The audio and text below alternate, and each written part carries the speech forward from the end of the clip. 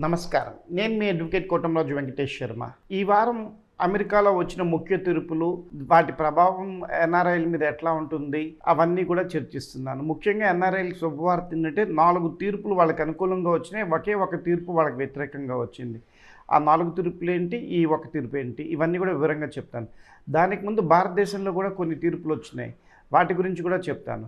భారతదేశంలో ఏదైతే దేశం మొత్తాన్ని అల్లకల్లోలం చేసి హడావిడి చేసిన ఢిల్లీ మధ్య లిక్కర్ స్కామ్ ఏదైతే ఉందో ఆ లిక్కర్ స్కామ్ కేసులో ఉన్న 23 నిందితులు మంచివాళ్ళేనండి, వాళ్ళు ఏ తప్పు చేయలేదండి, చెందలేదండి, వాళ్ళ మీద అన్యాయంగా కేసులు పెట్టారని చెప్పేసి సిబిఐ ప్రత్యేక న్యాయస్థానం 23 మందిని నిర్దోషుల కింద ప్రకటించింది.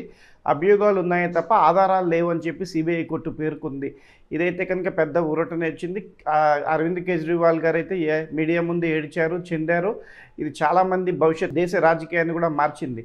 మనం ఒకటి గమనించినట్లయితే ఎవరైతే అధికారంలో ఉన్నారో వాళ్ళు ఈ మధ్య అధికారాన్ని ఎక్కువగా వాడుతూ చేస్తూ ప్రతిపక్షాల్లో ఉన్న వాళ్ళని బాగా ఇబ్బంది చేయటం చూసాం.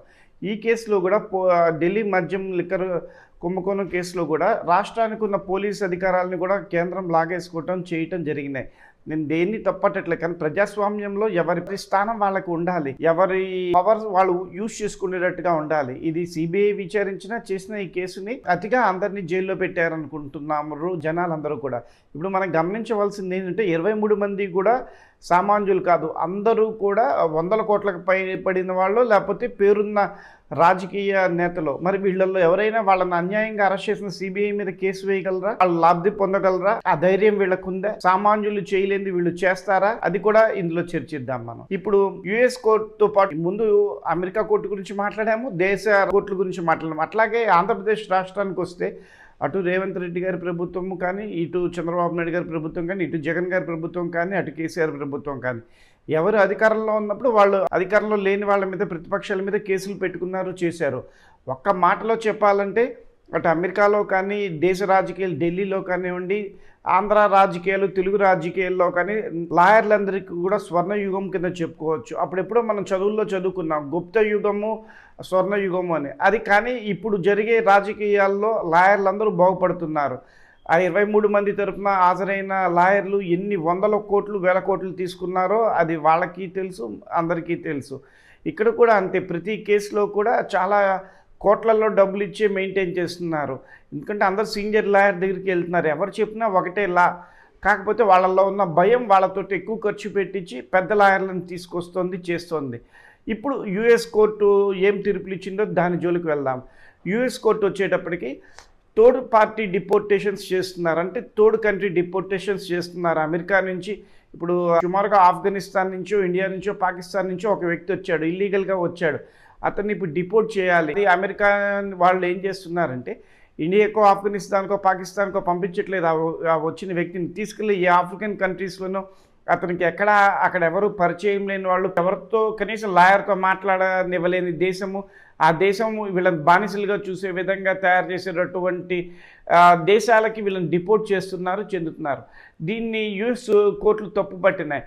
ఇట్లా థర్డ్ పార్టీ డిపోర్టేషన్స్ ఆపాలి, ఇది అన్యాయము.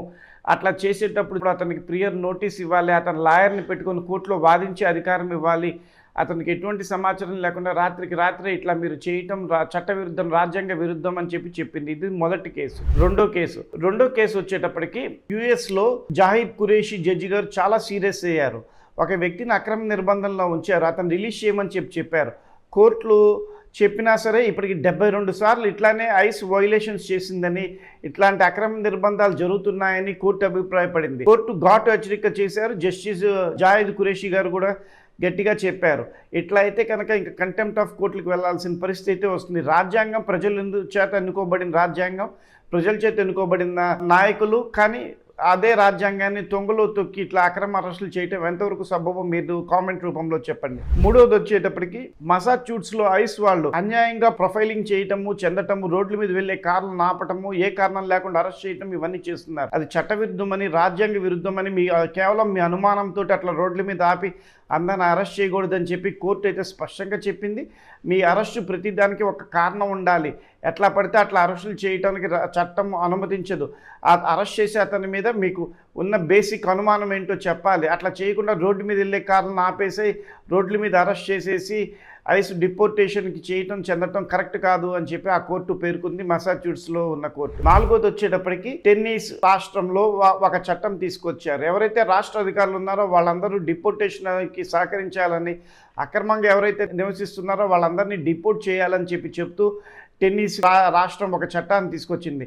అది రాజ్యాంగ విరుద్ధం అంటూ ఆ చట్టాన్ని స్ట్రక్ డౌన్ చేశారు. రాష్ట్రానికి అపరిమిత పవర్స్ లేవని చెప్పేసి, అట్లా నిర్ణయం తీసుకునే అధికారం ఫెడరల్కే ఉందని చెప్పి రాష్ట్రం తీసుకొచ్చిన ఆ చట్టం విలువ లేదని చెప్పి ఆ చట్టాన్ని కొట్టివేయటం జరిగింది. 5వది వచ్చేటప్పటికి ఎన్ఆర్ఐలకి కాస్త వ్యతిరేకంగా వచ్చింది. ఎన్ఆర్ఐలు అంటే మన తెలుగువారే కాదు, అమెరికాలో ఉన్న విదేశీయులందరికీ కూడా అది వ్యతిరేకంగా వచ్చింది అని చెప్పుకోవచ్చు. ఇది 5th సర్క్యూట్ ఇచ్చిన కోర్టు తీర్పు. ఇందులో వచ్చేటప్పటికి ఎవరినైతే డిపోర్టేషన్లో అక్రమంగా నిర్బంధించారో చేశారో, ఆ నిర్బంధించిన అతనికి బెయిల్ ఇవ్వకుండా, బాండ్ ఇవ్వకుండా అతను నిర్బంధం చేశారు. దాన్ని ప్రశ్నిస్తూ కోర్టుకు వెళ్తే 5th సర్క్యూట్ కోర్టు ఐస్ వాళ్ళు అట్లా చెయ్యొచ్చు, చెందొచ్చు, బాండ్ ఇవ్వకపోవడం తప్పేం కాదు అని చెప్పారు. దీనికి కూడా కొన్ని పరిమితులు ఉన్నాయి. బాండ్ ఎప్పుడు ఇవ్వాలి, చేయాలి అంటే అతను ఇల్లీగల్గానే వచ్చి ఉండొచ్చు, కానీ ఎటువంటి కేసు లేకుండా ఉన్నట్లయితే చేసినట్లయితే ఖచ్చితంగా అతనికి బాండ్ ఇచ్చి రిలీజ్ చేయాలి. బాండ్ అంటే ఏంటంటే అతను మళ్ళీ ఎపీర్ అవుతాడు, చెందుతారు అని చెప్పి వాళ్ళ కుటుంబ సభ్యులు ఇచ్చే హామీని బాండ్ అంటారు. అది నగదు రూపంలో కావచ్చు, లేకపోతే ఒక గ్యారంటీ రూపంలో కావచ్చు, ఇన్వెస్టిగేషన్ ఆఫీసర్ అభిప్రాయం మీద ఆధారపడి ఉంటుంది. అట్లాంటి దాన్ని ఇచ్చి రిలీజ్ చేయకూడదు అని చెప్పి 5th సర్క్యూట్ కోర్టు చెప్పింది. కానీ డ్రంకన్ కేసుల్లో పట్టుబడిన వాళ్ళకి కానీ, క్రిమినల్ హిస్టరీ ఉన్న వాళ్ళకి కానీ ఇట్లా నియంత్రించే హక్కు కోర్టులకు ఉంటుంది, ఇమిగ్రేషన్ అధికారులకు ఉంటుందే తప్ప ఎవరైతే తప్పుడు పనితోటి, తప్పుడు కాగితాలతోటి ఇతర దేశాల్లో, అమెరికాలో అడుగుపెట్టినా చేసిన వాళ్ళ మీద ఎటువంటి క్రిమినల్ హిస్టరీ లేనట్లయితే కనుక వాళ్ళని నిర్బంధించే అధికారం అయితే ఎవరికీ లేదు. గుర్తుపెట్టుకోవాలి, చేయాలి. అట్లాంటిది ఏదన్నా మీ కుటుంబ సభ్యుల్లో ఎవరికన్నా జరిగినట్లయితే మా ఛానల్ సంప్రదించండి. మేము తగు విధంగా మీకు చట్టరీత్యా మీకు సలహా ఇవ్వటం కానివ్వండి, మీకు గైడెన్స్ ఇవ్వటం కానివ్వండి, ఫ్రీ ఇమిగ్రేషన్ లాయర్లు పెట్టుకోవటానికి కానీ అన్నిటికీ సహాయం చేస్తాము. అమెరికాలో చట్టాలు ఎంత స్వార్థంగా తమ అవసరాల కోసం ఐసు, ట్రంప్ వాడుకుంటున్న, కోర్టులు మాత్రం చట్టాలని అడ్డం పెట్టుకునే ప్రజల్ని రక్షిస్తున్నారు. అన్యాయంగా అరెస్టులని కూడా అడ్డుకుంటున్నారు, అన్యాయంగా డిపోర్టేషన్ని అడ్డుకుంటున్నారు. చట్టం మీ వైపే ఉంది. మీ కోటంరాజు వెంకటేష్ శర్మ. జై హింద్.